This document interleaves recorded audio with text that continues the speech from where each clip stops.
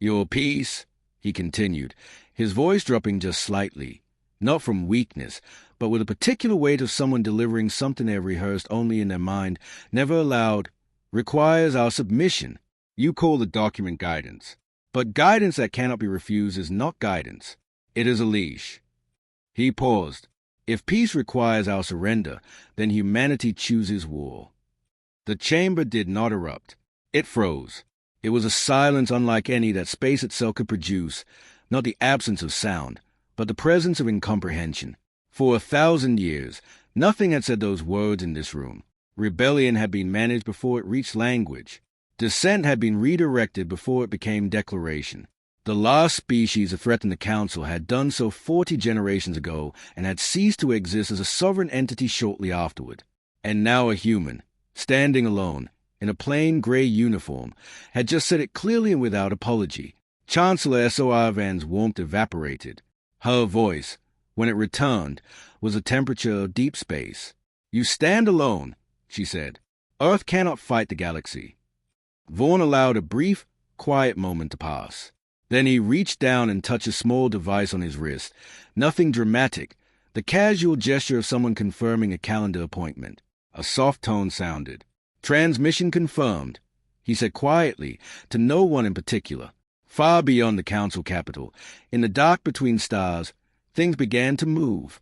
Old mining stations, derelict, according to Council surveys conducted decades ago, powered on.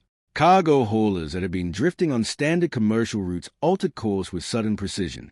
Communication relays of the Council's own intelligence networks had written off as abandoned suddenly pulsed with structured data encrypted in formats that bore no resemblance to any known human protocol. To Council sensor arrays, it looked like background noise, system glitches, the random electromagnetic poetry of aging infrastructure. But it was a language, and it had just said, begin. Deep inside asteroid belts that Council cartographers had designated as resource poor and commercially irrelevant, in the cold dark where no one had thought to look, massive doors opened in rock faces that were not entirely rock. Lights came on inside spaces that had never appeared on any galactic map, and warships, built in patient silence over the course of decades, powered up one by one. They were not beautiful ships. They bore no proud insignia, no ceremonial lighting. They were dark-hulled and angular, designed with a single brutal philosophy: function without visibility. They had been constructed to be invisible, and they had succeeded. Council intelligence had surveilled human space for a century. They had counted every registered vessel, tracked every known shipyard, modeled every projected military expansion. They had never found these. Back in the Grand Chamber, the Council's defense network began its routine scan of human-controlled space. It was meant to be a show of force, a reminder to the Ambassador that they could see everything. What they found confused the analysts. Human core systems were calm. Trade routes were active. Civilian traffic patterns were normal. There was no mobilization, no emergency broadcasts, no detectable fear response. Nothing had changed. It was too normal. The analysts ran the scan again. Then the first report arrived from the outer sectors, and the confusion in the chamber curdled into something colder. Unidentified fleets detected. Multiple sectors. Origin unknown. Chancellor SOR Vorn leaned forward from her throne with an urgency she had not felt in centuries. From where? She demanded. From which human systems? The answer took several seconds to arrive, because the officer delivering it needed those seconds to convince herself that what she was reading was real. Not from human systems, Chancellor. A pause. The fleets are already inside Council territory. The silence that descended was different from the first one. The first silence had been incredulity. This one was a specific, breathless silence of prey realizing it has been surrounded. Vorn looked up at the crescent of thrones. When he spoke, his voice carried no triumph, only the flat, factual weight of someone explaining something they had known for a long time. You believe peace made you safe, he said. You forgot that peace also gives time. And deep in Council space, the first defense station went dark. It sent no distress call. It simply vanished from the network, one moment present, the next moment a blank coordinate on a map. No explosion, no debris field, no final transmission, just silence. The Grand Chamber descended into controlled chaos. Military commanders overlaid holographic battle maps across the air. Sensor operators called out grid coordinates as anomalies multiplied. The ancient, unhurried certainty that had governed this room for millennium crumbled with remarkable speed. Another station, gone. A supply hub in the outer ring, offline. A weapons cache near the Moran border, dark. How many ships? The Chancellor demanded. The answer came slowly, the officer's voice careful and measured, as though she feared that speaking the numbers too quickly would make them more real. Hundreds, Chancellor, across the territory, and increasing. What unfolded over the following hours defied every strategic model the Council had built around humanity. The human fleets did not target civilian centers. They did not burn cities or poison atmospheres or commit the operatic atrocities that war was supposed to require. Instead, they moved with surgical patience, striking military yards, weapon depots, command relays, and communication arrays. Every strike was precise. Every target had been selected not for damage but for effect. They were not destroying the Council's ability to govern. They were destroying its ability to command. The strategy was not rage. It was architecture. Someone had spent a very long time designing this. In the chamber, a Moran representative, all 7 bodies rigid with something that passed for shock, hissed at the human diplomat. You planned this. Vorn did not deny it. He had stopped performing calm by now. He simply was calm, the way deep water is calm. Not because nothing is happening beneath the surface, but because the surface is the least interesting part. 4 years, he said. You measured our fleet. You counted our registered ships. You modeled our public shipyards and published the projections in Council intelligence briefs. A holographic display bloomed in the center of the room, a cascade of warships emerging from the dark mouth of a nebula that the Council had classified as uninhabited. You never thought to count what we built in silence. The truth assembled itself in the chamber like a slow sunrise. Humanity had not been expanding carelessly. The spread of human colonies and trade networks had not been the reckless growth of an emotional young species overreaching its grasp. It had been deliberate misdirection, noise, carefully calibrated, to draw eyes toward the periphery while the real work happened in the dark. Humanity had not been growing. Humanity had been waiting. The Cyril Dominion did not panic. It was not built for panic. For 800 years, the Dominion's Golden Fleet had been the Council's ultimate enforcement mechanism, the sword at the end of every diplomatic argument, the proof that the peace was not merely philosophical. Its warships were enormous, golden-hulled, and ancient in the way that only things built to last are ancient. They had ended the last 3 major rebellions in the Council's history with a speed that was almost merciful. When they moved, species surrendered. It was simply the order of things. The Golden Armada assembled near the Dominion capital with practiced efficiency, 400 warships falling into formation like a fist closing. Their engines burned white against the dark, and their heading was direct, a straight line to Earth, a message that required no translation. End it quickly. Remind them who holds the stars. Back in the chamber, the tension eased slightly. The Moran relaxed their 7 bodies. Several smaller representatives exhaled. The Dominion was moving. The Dominion always resolved these things. Halfway to human space, the Golden Fleet slowed. The sensor readings made no immediate sense. Gravitational distortions, the analysts said, localized, non-natural, appearing without warning across a wide region of what had been charted as empty transit space. Space itself appeared to be behaving incorrectly, bending and rippling like a dark surface disturbed from below. Then it split open. From the distortions, shapes emerged, vast, dark, moving in perfect silence. Titan-class warships, human-built, with no running lights and no visible markings. They were larger than the intelligent projections had suggested. Significantly larger. They held position across the fleet's path like a wall that had always been there, waiting to be found. The Dominion Admiral ordered an immediate volley. Ancient weapons. The kind that had reduced rebellious worlds to rubble, the kind that had not missed in 8 centuries, struck the nearest Titan with the full force of established superiority. The Titan's shields absorbed it. They didn't flicker. They didn't strain. The energy simply disappeared into the dark hole the way water disappears into sand, and the ship remained exactly where it was, silent and still, as though it hadn't noticed. Then the Titans replied.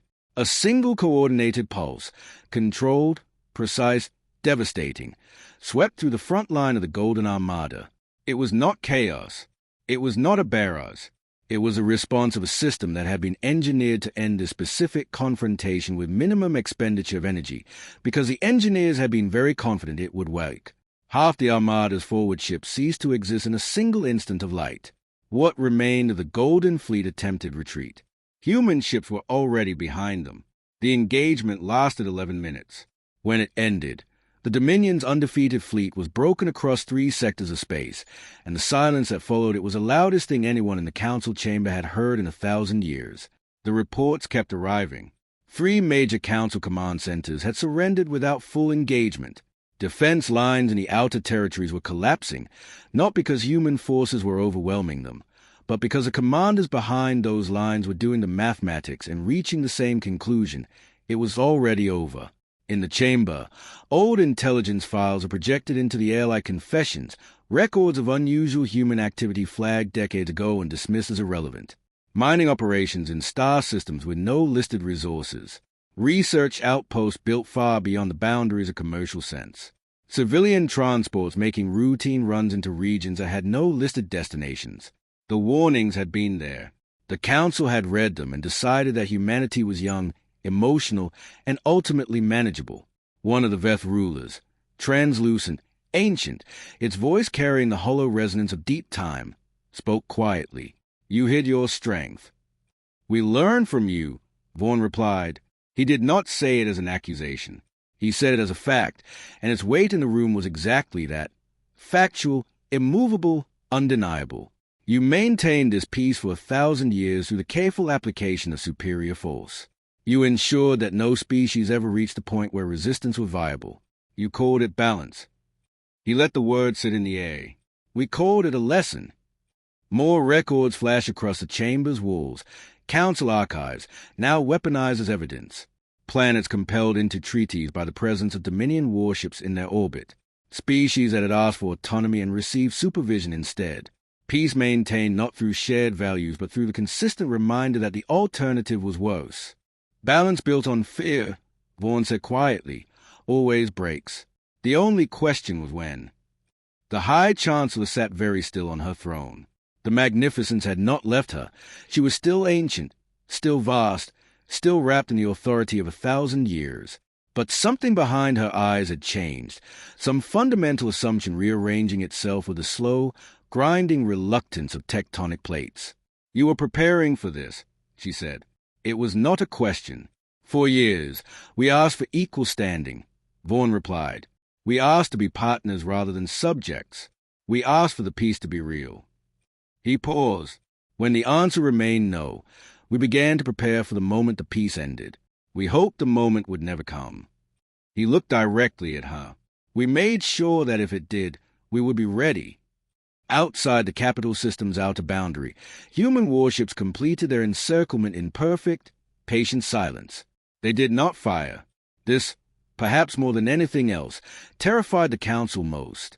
Fleets capable of ending the capital world simply held position, weapons powered, targeting arrays presumably locked, doing nothing. The waiting had a quality to it that was almost unbearable, because waiting implies choice, and choice implies that the outcome is not yet determined by physics but by decision. A transmission request appeared in the chamber's central display. It originated from Vorn. The Chancellor accepted it without hesitation. His face appeared on every screen across the capital system simultaneously, on council displays and civilian networks alike, on the personal devices of every species watching from across the galaxy on a day that would be remembered for as long as memory existed. He looked tired. Not defeated. Tired in the way that people who have carried something enormous for a very long time look tired when they finally set it down. "Humanity does not seek conquest," he began. Across the galaxy, 1,000 civilizations held their breath. 4 years, we accepted your framework. We followed your laws and respected your borders and spoke only in the rooms you permitted us to enter. We brought our grievances to the appropriate channels and received appropriate consideration, and were sent home with the same answer every time. His voice remained level, but something in it had changed, a texture, a weight, the specific gravity of someone speaking not for the record but for the truth. We honored your peace, even when your peace was not extended to us in equal measure. Images appeared behind him, not fabricated, not dramatized, simply recorded.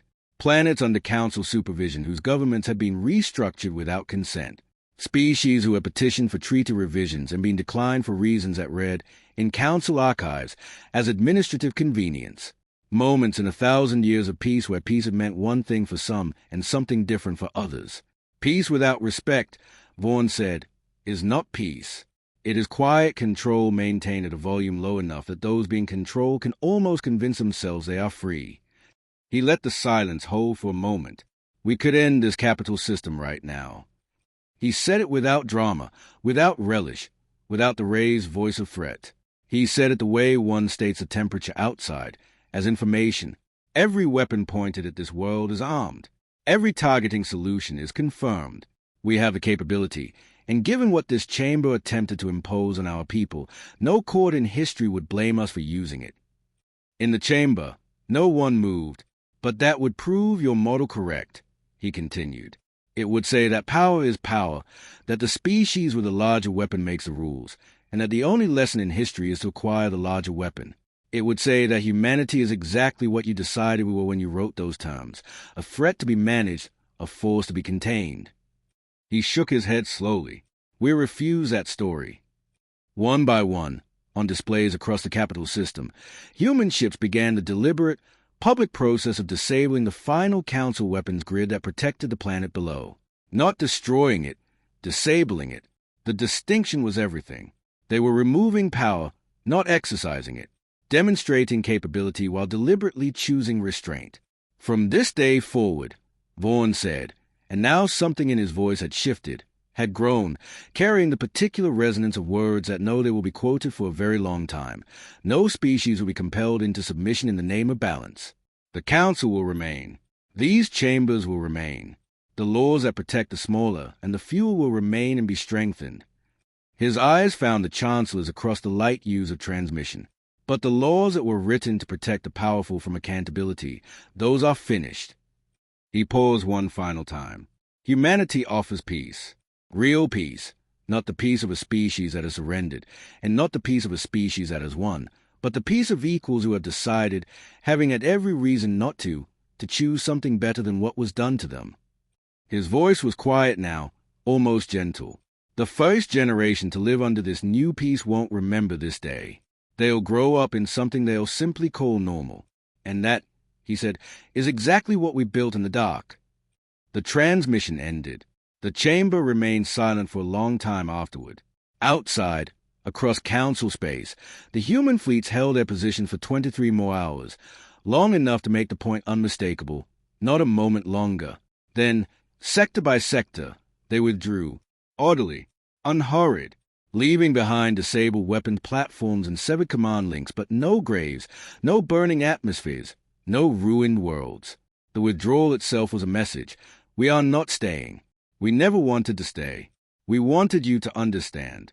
In the weeks that followed, smaller species began to speak. Messages arrived at the Council from systems that had been silent for generations. Careful, tentative, uncertain, but speaking. Some asked questions that had never been permitted. Some made requests that had always been denied. Some simply said, for the first time in institutional memory, that they had concerns. The Council listened. It did not yet know how to do so gracefully. 1,000 years of speaking had not prepared it for this particular kind of hearing. But it listened. Chancellor S.O.R. Van requested a private transmission with Ambassador Vorn on the 41st day. It was not recorded. Those who speculated about its contents noted only that it lasted 4 hours and that afterward, the Chancellor's public address to the full Council used a word correction where it might once have used order. Historians would later argue about when exactly the transition occurred, whether it was a moment Vorn spoke in the chamber, or when the Titans emerged from the distortion, or when the last defense station went silent, or some earlier moment, years before, when a human engineer looked at a dark asteroid belt and thought, "This will do." What they agreed on was simpler. For 1,000 years, the galaxy had watched humanity and seen impatience, emotion, unpredictability, the uncomfortable energy of a species that hadn't yet learned to be still. They had misread it entirely. What they had taken for restlessness was focus. What they had taken for expansion was preparation. What they had taken for humanity's greatest weakness, its refusal to simply accept, to simply adapt, to simply be quiet, had been, all along, the most dangerous thing in the known universe. Not anger, not ambition, patience. The stars, it turned out, had never been conquered by the species that were the oldest, or the largest, or the most powerful. They had always belonged to the ones willing to wait the longest for what they knew was right. And humanity, it turned out, had been waiting for a very long time. For 1,000 years, the galaxy had known peace, not the fragile, trembling peace that exists between enemies who are simply tired of fighting, but something deeper, something that had calcified into certainty across 100 star systems. No planets burned, no empires crumbled into ash, no species screamed into the void as their homeworld went dark. The Galactic Council had achieved what every civilization before it had only dreamed of: order, absolute, magnificent, suffocating order. The Council ruled not through cruelty but through architecture, through laws so carefully constructed and borders so precisely drawn that war had become, for most species, literally unthinkable. Younger civilizations grew up in this peace the way children grow up under a roof. They never questioned it. They simply assumed it had always existed and always would. Then humanity was discovered. They came from a small, wet world orbiting an unremarkable star, emotional, loud, and impossibly fast. Where other species spent millennia refining a single technology, humans iterated in decades. Where other civilizations built monuments to stability, humans built engines pointed outward. The Council watched them with the patient amusement of elders observing a child who has just learned to run.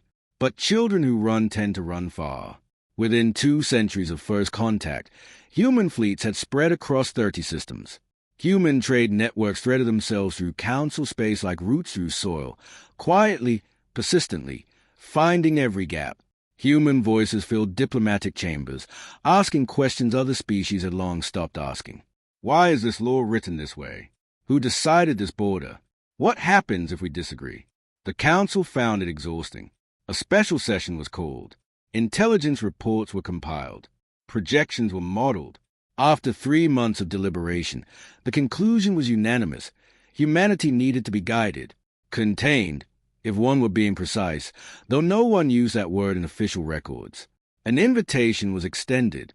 Earth's senior diplomat was requested at the Grand Chamber of the Galactic Council, the largest enclosed space ever constructed by sentient hands, a cathedral of governance floating in geostationary orbit above the Council's capital world. Its ceilings disappeared into artificial clouds. Its floors were polished from the bones of dead asteroids. 100 species had signed treaties here. A dozen rebellions had ended here, quietly, with paperwork and shame. Ambassador Elias Vorn arrived alone. He was not an impressive figure by galactic standards. Medium height, dark skin weathered by years of deep space travel, with gray beginning to thread through his close-cropped hair. He wore no medals, carried no ceremonial weapon, brought no entourage. He walked into the grand chamber in a plain diplomatic uniform, charcoal gray, unadorned, and the sound of his footsteps was the only sound in a room that could have swallowed a small ocean. Above him, arranged in a sweeping crescent of floating thrones, sat the rulers of 100 worlds. Ancient beings, most of them, species that measured their histories in geological epochs. The Veth, translucent and cold, whose collective memory stretched back 400,000 years. The Moran Conclave, 7-bodied creatures that shared a single distributed consciousness and had not experienced surprise in living memory. The Cyril Dominion, whose High Chancellor had personally witnessed the signing of the original peace accords a millennium ago. They looked down at the human with a particular expression that power wears when it does not yet recognize a threat. The High Chancellor, Chancellor S.O.R. Van of the Cyril Dominion, ancient and magnificent, draped in ceremonial silver, leaned forward from her elevated throne and allowed the room to breathe in its own silence for a long moment before speaking. Ambassador Vorn, she said, her voice carrying the polished resonance of someone who had addressed chambers like this for centuries. We are grateful for your attendance. The Council has reviewed Earth's recent expansion with great care and considerable concern. What follows is not punishment. It is guidance. A holographic document materialized in the air before Vorn. Page after page of dense legal text, glowing softly blue. The terms were presented with the gentleness of a trap, being sprung slowly. Earth would reduce its active military fleet by 60%. Earth would permit Council monitoring stations in its home system. Earth's colonial expansion would pause for a period of no less than 200 years, pending review. Earth would submit to a joint governance framework during the transition period. For the sake of stability, the document stressed, for the sake of peace.